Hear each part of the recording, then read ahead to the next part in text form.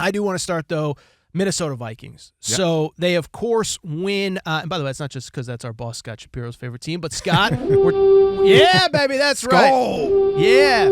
So Vikings, 14-2. They beat the Packers on Sunday.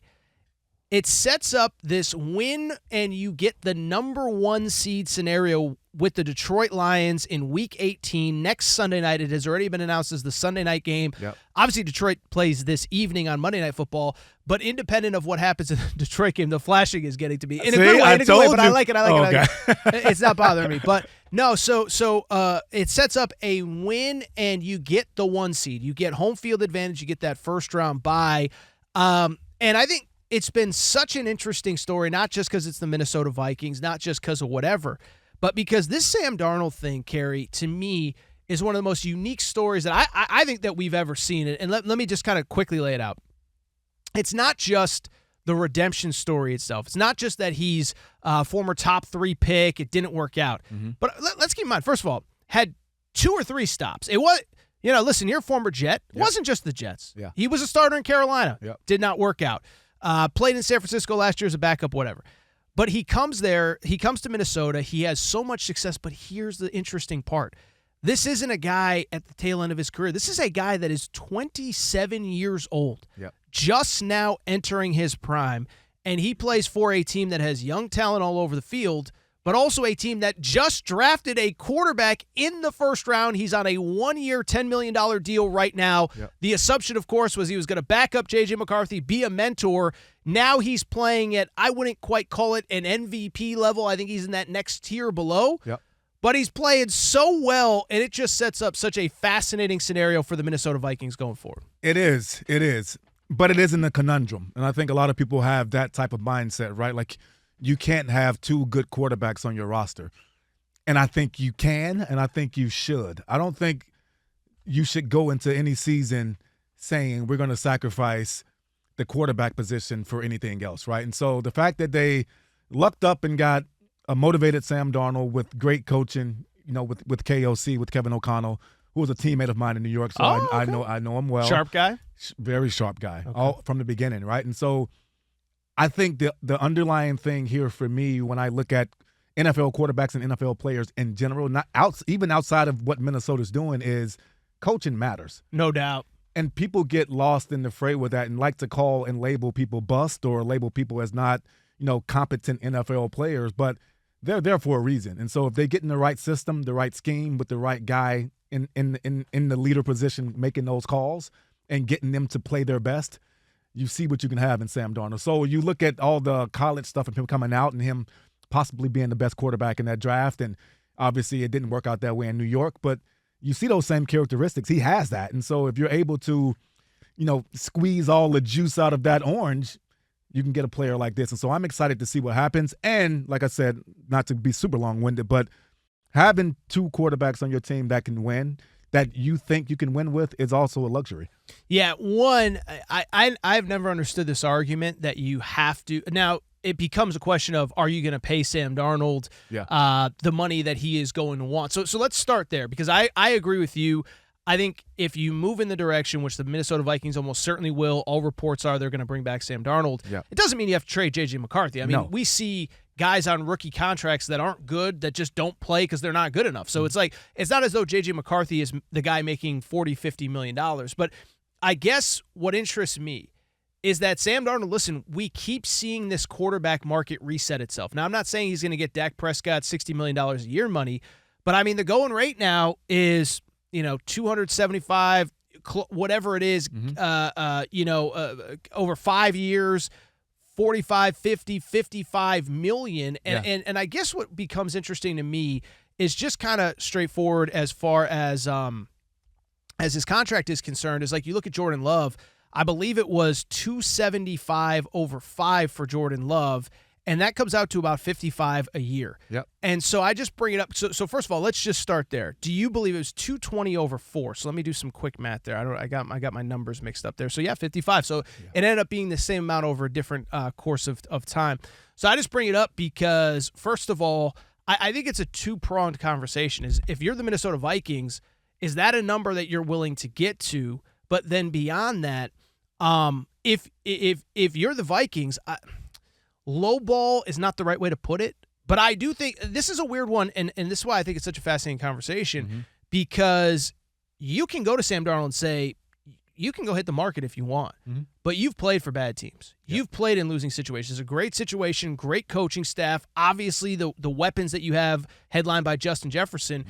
And so I guess it'll just be an interesting interesting negotiation from my perspective, because do you push all the chips in? Does Sam Darnold go to just the highest bidder? Because if I'm the Minnesota Vikings, I say, I'm not giving you the biggest contract that we possibly can. Let's get you in on a very high number, but one that allows us a little bit more flexibility, because the alternative is you can go to Vegas, you can go to New York with the Giants, you can go wherever, but who's to see? You've been in those losing situations. So this is a long-winded way of me saying I think it's a complicated conversation on what's next for the two sides, and it's from both sides, not just one. 100%. I think organizationally, that $50-55 million number is what they're going to have to get to keep him. Now, when you talk about the flexibility part of it, it's 50 to 55 for maybe 3 years, and so that number isn't 250, whatever the number 250 you said. It's a little lower, and you also give yourself a chance to maybe have some flexibility with that third year, right? And so, essentially, 2 years guaranteed, $50 million, so that $100 million for 2 years. That would probably be a really good place for them to start. And for Sam Darnold to have that type of security, even though it's not the I guess the 250 mark, where I guess you get the full scope of what that deal could be. You get to have 2 years of that guaranteed, $100 million, and you have a chance to be on a team that has accepted you, have given you the reins to the offense, to the team, and it's shown you love. You see all the clips of Minnesota after games and the love they've shown Sam Darnold. So I think there's going to have to be flexibility on both ends, and I think there will be. And I think you also, with Minnesota, I think you take time. You don't throw it out there right away. You want to see what he does in the playoffs here as well and let that play out. And with Sam Darnold, go out there and see what the market is and see what you can get and see if you fit somewhere else. But I think the best place for him is Minnesota right now. So 2 quick questions. One, if you're Sam Darnold and they do come to you and say 3 years, 55 a year. So by the way, Trevor Lawrence was the 5 years, 275. Jordan Love was the 4 years, 220. Both of them at 55 a year. If the Vikings come to you and say 2 years, 110, 55 a year, but you're Sam Darnold, is that something that you're interested in? Because maybe somewhere else you can get maybe not quite the base salary, but 4 years or 5 years. So you've been in these negotiations. If you're Sam Darnold, you're 27 years old, and you've been in bad situations. Are you willing, if they say we're only going 2 years, we'll reevaluate, we've only seen a small sample size, is that something you're interested in? Or are you saying, I'm hitting the market, if I could get 5 years, I'm going wherever they'll take me? No way. If I'm Sam Darnold, and the journeyman situation that he's been in so far, and being on bad teams and experiencing that, to know what that feels like, and to know the vitriol that can come your way if you don't succeed and play the way you've been playing right now.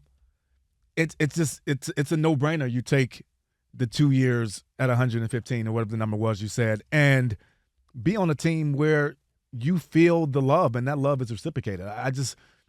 It's not like that number's low anyway. I think he'll be fine with 110. You know what I mean? So I think that's where I would stand. Yeah. I can't feed my family on that, man. Exactly. No, listen, I've never obviously been in these situations.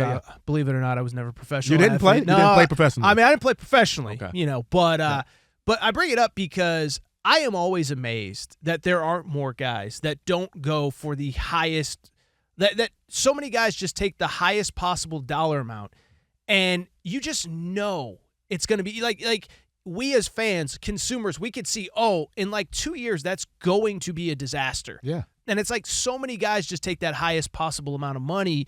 And I'd be curious, and I hope Sam Darnold does, because this is a great story, whatever. Yeah. Unless you're J.J. McCarthy, but that's another conversation. Yeah. But let me ask you the flip of that. Is there anything that can happen between now and the end of the season that would make you say, if you're Minnesota, there's no way we bring you back? So in other words, maybe next week in Detroit, you lose 28-3, can't move the football, you lose in the first round. Is that something that you just say, you know what, we appreciate the year, but we got to move in another direction? Or are you locked in that he's the guy for at least a couple years? Woo, that's a good question. Those relationships matter. I think like I said, it looks like they have this affinity for him, and so I think that does matter. If they go out and lose to Detroit, is the game in Detroit? Game is in Detroit. Yeah, that's not going to be in the end-all, be-all thing, the story about what's going on.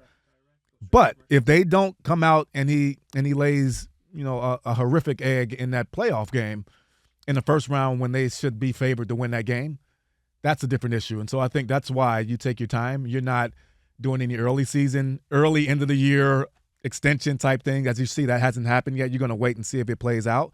But, yeah, the playoff game is going to matter. I think if he shows up and plays, even if he plays decent, you're going to be fine with that. But if he comes out and has one of the worst playoff games ever, then that discussion may change. Yeah, it looks like if Minnesota, regardless of what happens this weekend, well, not regardless, if they don't get the 1 seed, they would get the 5, almost certainly playing the Tampa Bay Buccaneers, who would, of course, be the NFC South champion. So, yeah, I think if you lay an egg this weekend against Detroit with that banged-up D, and then you lay an egg at Tampa, maybe it's a different conversation. Yeah. But I'll tell you what. It's a very fun conversation right now. Sam Darnold, Vikings, 14-2. 14-2, Aaron. 14-2. The one thing I will say, just very random side tangent. Can we stop with the, putting him on the list of, these are the only quarterbacks to ever win 14 games in a regular season? Please it's stop. I get it. I get that this guy never did it. He does have an extra game. Now, if you want to say only guys to win 14 games through 16 games, that's fine. But there's a lot of great quarterbacks that went 13-3 or 4, whatever, that didn't win the 14th game because there wasn't a 17th game, because there was 2 first-round buys, so guys weren't playing previously week 17, not week 18. So that's just a little pet peeve of mine. It's no big deal. But